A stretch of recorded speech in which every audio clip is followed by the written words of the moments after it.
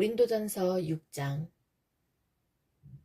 여러분 중에 어떤 사람이 다른 사람과 다툼이 있을 때 성도들에게 해결해달라고 하지 않고 왜 그것을 세상 법정에 고소하려고 합니까? 여러분은 성도들이 세상을 심판한다는 사실을 알지 못하십니까? 여러분들은 세상을 심판해야 할 사람들인데 사소한 문제도 여러분이 직접 심판할 능력이 없단 말입니까? 우리가 천사들을 심판한다는 사실을 알지 못하십니까? 하물며 이 세상의 사소한 일들이야 어떻겠습니까? 그런데 이런 일상적인 문제로 다툼이 일어날 때 여러분은 왜 교회에서 멸시하는 세상 사람들을 재판관으로 앉히는 것입니까? 나는 여러분을 부끄럽게 하려고 이 말을 하는 것입니다. 아니, 여러분 중에는 신자들 간의 문제를 해결해 줄 만큼 지혜로운 사람이 한 사람도 없단 말입니까? 여러분은 지금 신자가 다른 신자를 고소하는 것도 부족해서 하나님을 믿지 않는 사람 앞에서 재판을 받게 해야겠단 말입니까? 이렇게 여러분 사이에서 서로 고소하는 일이 발생하였다는 사실은 이미 여러분이 패배했음을 의미합니다. 이렇게 되느니 차라리 악한 일을 당하는 편이 낫지 않겠습니까? 아니면 속임을 당하는 쪽이 낫지 않겠습니까? 여러분 스스로가 불의를 행하고 속이고 있습니다. 그것도 성도들끼리 말입니다. 여러분은 불의한 자들이 하나님 나라를 기업으로 상속받지 못한다는 사실을 알지 못하십니까? 속지 마십시오. 음행하는 사람이나 우상숭배하는 사람이나 간음하는 사람이나 남자로서 몸을 파는 사람이나 동성연애를 하는 사람이나 도적질하는 사람이나 탐욕이 가득한 사람이나 술에 젖어 사는 사람이나 모함하는 사람이나 약탈하는 자들은 하나님의 나라를 기업으로 상속받지 못할 것입니다. 여러분 중에 여기에 속한 사람들이 있었습니다. 그러나 여러분은 우리 주 예수 그리스도의 이름과 우리 하나님의 성령으로 씻음을 받고 거룩해졌으며 의롭다함을 받았습니다. 내게는 무엇이든지 할 수 있는 자유가 있다. 이것은 여러분이 내세우는 표어입니다. 맞습니다. 하지만 모든 것이 다 유익한 것은 아닙니다. 내게는 무엇이든지 할 수 있는 자유가 있다고는 하지만 나는 어떤 것에 의해서도 제재를 받지 않을 것입니다. 음식은 배를 채우기 위해 있고 배는 음식을 먹기 위해 있다. 이것도 여러분이 내세우는 표어입니다. 그러나 하나님께서는 언젠가 이 모든 것을 필요 없게 만드실 것입니다. 우리 몸은 음행을 위해 있는 것이 아니라 주님을 위해 있으며 주님은 우리 몸을 위해 계십니다. 하나님께서 주님을 살리셨으니 그분의 능력으로 장차 우리도 살리실 것입니다. 여러분의 몸이 그리스도의 지체인 것을 알지 못하십니까? 그렇다면 내가 그리스도의 지체를 떼어내 창녀와 한 몸으로 만들 수 있겠습니까? 그럴 수 없습니다. 창녀와 결합하는 사람은 창녀와 한 몸이 된다는 것을 알지 못하십니까? 성경에 두 사람이 한 몸이 될 것이다 라고 기록되어 있습니다. 하지만 주님과 연합하는 사람은 주님과 영적으로 하나가 됩니다. 음행을 멀리하십시오. 사람이 짓는 모든 죄들은 몸 밖에서 일어나는 것이지만 음행하는 사람은 자신의 몸에 죄를 짓는 것입니다. 여러분의 몸은 하나님께 받은 것이며 여러분 안에 거하시는 성령의 성전이라는 사실을 알지 못하십니까? 여러분은 여러분 자신의 것이 아닙니다. 여러분은 하나님께서 값을 치르고 산 몸입니다. 그러므로 여러분의 몸으로 하나님께 영광을 돌리십시오. 고린도전서 7장. 이제 여러분이 내게 보낸 편지에 사람이 결혼하지 않는 편이 더 낫다고 한 내용에 대해 말씀드리겠습니다. 음행이 성행하고 있으므로 남자마다 자기 아내를 두고 여자도 자기 남편을 두십시오. 남편은 아내에게 혼인의 의무를 다하고 아내도 남편에게 그렇게 하십시오. 아내가 자기 몸에 대한 권한을 행사하는 것이 아니라 남편이 하며 남편도 자기 몸에 대해 권한을 행사하는 것이 아니라 아내가 합니다. 남편과 아내는 서로 합의하여 기도에 전념하기 위해 얼마 동안 떨어져 있는 경우를 제외하고는 서로 떨어져 있지 마십시오. 잠시 떨어져 있는 경우라도 사탄이 여러분의 약함을 틈타 시험할지 모르니 그 후에는 다시 합치십시오. 이것은 내가 충고로 드리는 말씀이지 명령은 아닙니다. 나는 모든 사람이 나처럼 지내기를 바랍니다. 하지만 각 사람마다 하나님께 받은 은사가 달라서 어떤 사람은 이러하고 또 어떤 사람은 저러합니다. 결혼하지 않은 사람들과 과부들에게 말합니다. 여러분들도 나처럼 결혼하지 않고 지내는 것이 여러분에게 좋습니다. 그러나 자신을 절제할 수 없거든 결혼하십시오. 욕정에 불타는 것보다 결혼하는 편이 낫습니다. 이제 이미 결혼한 사람들에게 명령합니다. 이것은 나의 명령이 아니라 주님의 명령입니다. 아내는 남편과 헤어지지 마십시오. 남편과 헤어지는 일이 있게 된다면 결혼하지 말고 그대로 혼자 지내든지 아니면 전 남편과 다시 합쳐야 합니다. 남편 역시 아내를 버려서는 안 됩니다. 교회 사람들에게 말합니다. 이것은 주님의 말씀이 아니라 내 생각입니다. 어떤 남자 신자에게 믿지 않는 아내가 있는데 그 아내가 남편과 함께 살고 싶어 하면 그 아내를 버려서는 안 됩니다. 어떤 여자 신자에게 믿지 않는 남편이 있는데 그 남편이 아내와 함께 살고 싶어 하면 그 남편을 버려서는 안 됩니다. 그것은 믿지 않는 남편이 아내를 통해 거룩해지고 믿지 않는 아내가 남편을 통해 거룩해지기 때문입니다. 그렇지 못하다면 여러분의 자녀도 깨끗하지 못할 것입니다. 하지만 여러분이 보시다시피 여러분의 자녀는 거룩합니다. 그렇지만 만일 믿지 않는 남편이 헤어지려 하면 그렇게 하도록 하십시오. 믿는 남자나 여자나 그런 상황에서는 상대방에게 얽매일 필요가 없습니다. 하나님께서는 우리를 평화롭게 살게 하려고 부르셨습니다. 아내 된 사람이여, 그대가 남편을 구원할지 어떻게 알겠습니까? 남편 된 사람이여, 그대가 아내를 구원할지 어떻게 알겠습니까? 각 사람은 주님께서 각 사람에게 나눠주신 대로 그리고 하나님께서 부르신 위치를 그대로 유지하며 살아가십시오. 이것은 내가 모든 교회에 세워준 원칙입니다. 부르심을 받았을 때 이미 할례를 받은 사람이 있다면 할례 받은 표시를 없애려 하지 마십시오. 그러나 부르심을 받았을 때 할례를 받지 않은 사람이 있다면 할례를 받으려 하지 마십시오. 할례를 받았느냐 받지 않았느냐 하는 것은 아무것도 아닙니다. 하나님의 계명들을 지키는 것이 중요합니다. 각 사람은 하나님께서 그를 부르셨을 때의 상태 그대로 살아가십시오. 노예였을 때 부름을 받았습니까? 그것 때문에 마음 상해하지 마십시오. 그러나 혹시 자유를 얻을 기회가 생기면 그 기회를 활용하십시오. 주님 안에서 부르심을 받았을 때의 노예인 사람은 주님께 속한 자유인입니다. 이와 마찬가지로 부르심을 받았을 때의 자유인인 사람은 그리스도의 노예입니다. 여러분은 값을 치르고 산 사람들입니다. 더 이상 사람들의 노예가 되지 마십시오. 성도 여러분, 여러분 각 사람은 부르심을 받은 위치에 그대로 머물러 계시면서 하나님께 책임을 다하시기 바랍니다. 이제 여러분이 편지에 언급한 결혼하지 않은 처녀들에 관해 말하고자 합니다. 이 부분에 대해서는 특별히 주님으로부터 받은 명령이 없습니다. 하지만 나는 주님의 자비하심을 힘입어 믿을 만한 사람이 되어 의견을 제시하고자 합니다. 현재 겪고 있는 위기를 생각하면 결혼하지 않은 사람은 현재대로 지내는 것이 더 좋다고 생각합니다. 아내가 있는 사람이 있습니까? 아내와 헤어지려 하지 마십시오. 아내와 헤어졌습니까? 아내를 구하려고 하지 마십시오. 그러나 여러분이 결혼한다고 해도 죄를 짓는 것은 아닙니다. 처녀가 결혼한다고 해도 죄를 짓는 것은 아닙니다. 다만 결혼한 뒤에는 이 세상에서 겪는 환난을 맞이하게 될 것입니다. 나는 여러분을 아껴서 이런 말을 하였습니다. 성도 여러분, 내가 하고자 하는 말은 이렇습니다. 시간이 얼마 남지 않았습니다. 지금부터는 아내가 있는 사람들은 아내가 없는 사람처럼 사십시오. 우는 사람은 울지 않는 사람처럼, 기쁨에 넘친 사람은 기쁘지 않은 사람처럼, 물건을 사는 사람은 자기가 산 것을 가지고 있지 않은 사람처럼 사십시오. 세상 물건을 쓰는 사람은 그것들의 마음이 빼앗기지 않은 사람처럼 사십시오. 그것은 이 세상의 현재 모습이 지나가고 있기 때문입니다. 나는 여러분이 마음 쓰는 것 없이 살기를 바랍니다.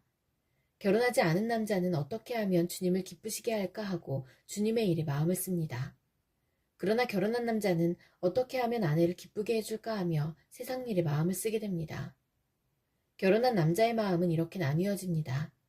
결혼하지 않은 여자나 처녀는 자기의 몸이나 영혼을 주님께 거룩하게 드리기 위해 주님의 일에 마음을 쓰지만 결혼한 여자는 어떻게 하면 남편을 기쁘게 할 수 있을까 생각하며 세상 일에 마음을 씁니다.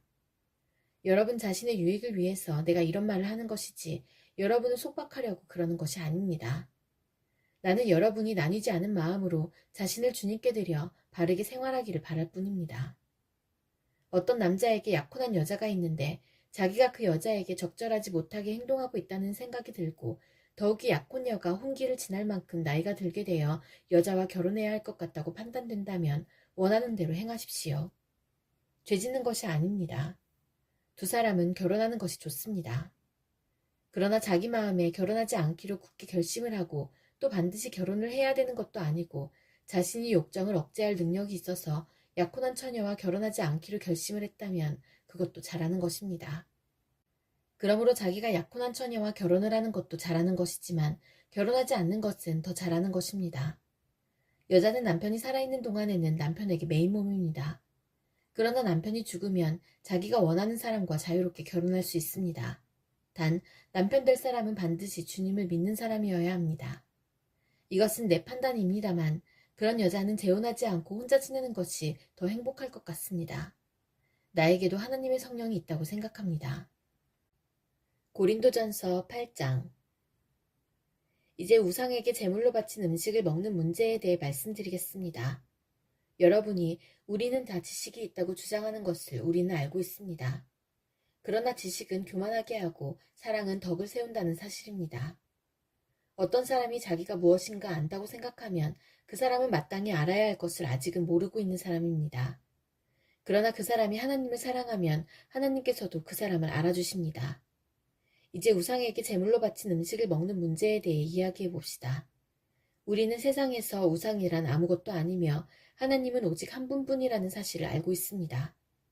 하늘에나 땅이나 신이라고 불리는 존재가 많이 있고 사실 많은 신이 있으며 많은 주가 있지만 우리에게는 아버지가 되시는 하나님 한 분만 계십니다.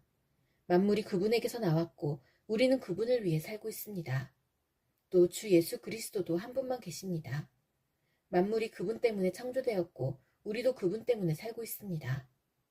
그런데 누구나 이러한 진리를 아는 것은 아닙니다. 사람들 중에는 아직도 우상을 숭배하는 습관이 남아있어서 우상에 바친 음식을 먹을 때 그것이 우상에 바친 음식이라고 생각하며 먹는 사람들이 있습니다. 그 사람들의 양심은 약해졌고 더럽혀졌습니다. 그러나 우리를 하나님께 가까이 나아가게 하는 것은 음식이 아닙니다. 음식을 먹지 않는다고 해서 손해되는 것은 아니며 음식을 먹는다고 해서 더 이루어지는 것도 아닙니다. 그렇지만 여러분에게 있는 자유를 행사할 때 그것이 믿음이 약한 성도들에게 걸림돌이 되지 않도록 주의하십시오. 지식이 있다는 여러분이 우상의 신전에서 음식을 먹고 있는 것을 믿음이 약한 성도가 본다면 그가 용기를 얻어 그 사람처럼 우상의 제물로 바친 음식을 먹지 않겠습니까? 이렇게 되면 믿음이 약한 성도는 여러분의 지식 때문에 망하게 되는 것입니다. 그리스도께서는 바로 그 성도를 위해 죽으셨습니다. 이런 식으로 여러분의 동료 성도들에게 죄를 짓고 그들의 약한 양심에 상처를 준다면 여러분은 그리스도께 죄를 짓는 것입니다. 그러므로 내가 먹는 음식 때문에 내 동료 성도들이 걸려 넘어지게 되면 그 사람이 걸려 넘어지지 않도록 하기 위해 나는 평생 고기를 먹지 않을 것입니다. 고린도전서 9장. 내가 자유인이 아니란 말입니까? 내가 사도가 아니란 말입니까? 내가 우리 주 예수님을 보지 못했단 말입니까? 여러분 자신이 내가 주님 안에서 일한 수고의 열매가 아닙니까? 내가 다른 사람들에게는 사도가 아닐지라도 여러분에게는 확실한 사도입니다. 왜냐하면 여러분이 주님 안에서 나의 사도직을 인정해 주었기 때문입니다. 나를 비판하는 사람들에게 나의 입장을 이렇게 밝힙니다. 우리에게 먹고 마실 권리가 없습니까? 다른 사도들과 주님의 동생들과 게바가 그런 것처럼 우리는 신자인 아내를 데리고 다닐 권리가 없습니까? 나와 바나바만 생계를 위해 일해야 한단 말입니까? 자기가 비용을 대가면서 군대 생활을 하는 사람이 어디 있습니까? 포도 농사를 지으면서 그 포도원에서 나는 포도를 따먹지 않는 농부가 어디 있으며 양을 기르면서 거기서 나는 젖을 마시지 않는 사람이 또 어디에 있겠습니까? 내가 사회에서 일어나는 일만 가지고 이렇게 말하는 것은 아닙니다. 율법에도 이런 말이 있지 않습니까? 모세의 율법에 이같이 기록되어 있습니다. 곡식을 타작하는 소의 입에 망을 씌우지 마라. 하나님께서 소를 생각해서 이 말씀을 하신 줄 아십니까? 아니면 우리 모두를 위한 말씀이겠습니까? 이 말씀은 우리를 위해 기록된 말씀이 분명합니다. 밭을 가는 사람은 당연히 어떤 소망을 가지고 밭을 갈며 곡식을 타작하는 사람이 대가를 기대하며 일하는 것은 당연합니다. 우리가 여러분에게 영적인 것을 뿌렸다면 우리가 여러분이 갖고 있는 물질을 거두어드린다고 해서 지나치다고 할 수 있겠습니까? 다른 사람들이 여러분에게 이런 것을 요구하는 권리를 가졌다면 우리는 그럴 권리가 더 있지 않겠습니까? 그러나 우리는 이 권리를 행사하지 않았습니다. 오히려 우리는 그리스도의 복음에 방해가 되지 않기 위해 모든 것을 참았습니다. 여러분은 성전에서 일하는 사람들이 성전에서 나오는 음식을 먹으며 재단에서 봉사하는 사람들이 재단에 바친 것 중에 일부분을 나누어 가진다는 사실을 알지 못합니까? 이와 같이 주님께서도 복음을 전하는 사람들은 복음을 전하는 일로 생활하라고 정하셨습니다. 그러나 나는 이러한 권리를 하나도 사용하지 않았습니다. 그렇다고 해서 여러분이 나에게 그렇게 해주기를 바라서 이 편지를 쓰는 것은 아닙니다.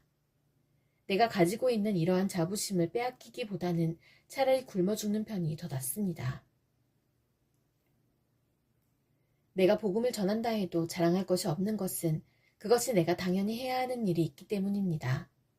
만일 내가 복음을 전하지 않는다면 나에게 화가 내릴 것입니다. 만일 내가 자원해서 복음을 전한다면 당연히 보수를 받을 것입니다. 그러나 자원해서 하는 일이 아니라면 이것은 내게 맡기신 직무를 다하는 것일 뿐입니다. 그러면 내가 받을 상이 무엇입니까? 바로 이것입니다. 내가 복음을 전할 때 아무 대가도 받지 않고 전하는 것과 복음을 전하면서 나의 권리를 사용하지 않는 것입니다. 나는 자유인이며 어느 누구에게도 매여 있지 않습니다. 그러나 나는 되도록 많은 사람을 얻기 위해 스스로 많은 사람의 종이 되었습니다. 유대인들에게는 유대인들을 얻고자 유대인처럼 되었습니다. 율법 아래 있는 사람들을 대할 때는 비록 나 자신은 율법 아래 있지 않지만 그들을 얻기 위해 율법 아래 있는 사람처럼 되었습니다. 율법 없는 사람들에게는 비록 나 자신은 하나님의 율법을 떠난 사람이 아니라 그리스도의 율법 아래 있는 사람이지만 율법 없는 사람들을 얻기 위해 율법 없는 사람처럼 되었습니다. 믿음이 약한 사람들에게는 약한 사람들을 얻기 위해서 약한 사람이 되었습니다. 내가 모든 사람들에게 그들과 같이 된 것은 아무쪼록 모든 방법을 다하여 그들 중에 몇 사람이라도 구원하기 위해서였습니다. 나는 복음이 주는 복에 참여하기 위해 복음을 전하는 일이라면 무슨 일이든 하고 있습니다. 경기장에서 경주자들이 다 달려가지만 상을 받는 사람은 한 명뿐인 것을 알지 못하십니까? 이와 같이 여러분도 상을 받을 수 있도록 달리십시오. 경기를 하려는 사람은 모든 면에서 자기 절제를 하는 법입니다. 그들은 썩어 없어질 면류관을 얻으려고 절제를 하지만 우리는 썩지 않을 면류관을 얻으려고 그렇게 합니다. 이처럼 나는 목표가 없는 사람처럼 달리지 않습니다. 나는 허공에다 주먹을 휘둘러대는 사람처럼 싸우지 않습니다. 나는 내 몸을 쳐서 굴복시킵니다. 내가 다른 사람들에게는 복음을 전했으나 정작 나 자신은 자격 미달이 될까 두렵습니다.